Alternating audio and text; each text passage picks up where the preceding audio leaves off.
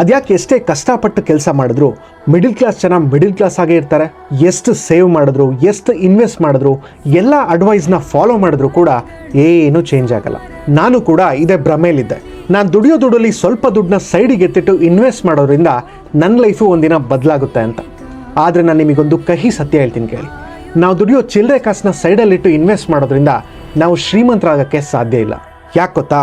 ಫಲನೇ ಕೊಡದೇ ಇರೋ ಮಣ್ಣಲ್ಲಿ ನೀವು ಬೀಜ ಬಿತ್ತಿದ್ರೆ ಏನೂ ಯೂಸ್ ಇಲ್ಲ. ಯಾಕಂದರೆ ಫೌಂಡೇಶನ್ನೇ ವೀಕ್ ಇದ್ದಾಗ ನಿಮ್ಮ ಇನ್ವೆಸ್ಟ್ಮೆಂಟ್ ಬೆಳೆಯೋಕ್ಕೆ ಸಾಧ್ಯ ಇಲ್ಲ. ನಮಗೆ ನಮ್ಮ ಫೌಂಡೇಶನ್ ನಮ್ಮ ಇನ್ಕಮ್. ನಿಜವಾದ ಬದಲಾವಣೆ ಆಗೋದು ನೀವು ಯಾವತ್ತು ಜಾಸ್ತಿ ಅರ್ನ್ ಮಾಡೋಕ್ಕೆ ಸ್ಟಾರ್ಟ್ ಮಾಡ್ತಿರೋ ಅವತ್ತು.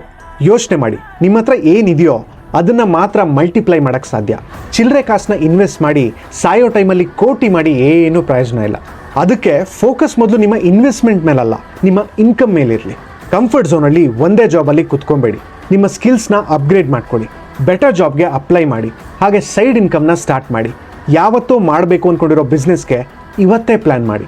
ಯಾಕಂದರೆ ಮಿಡಲ್ ಕ್ಲಾಸಿಂದ ಹೊರಗೆ ಬರಬೇಕಾಗಿರೋದು ನೀವಲ್ಲ, ನಿಮ್ಮ ಮೈಂಡ್ಸೆಟ್.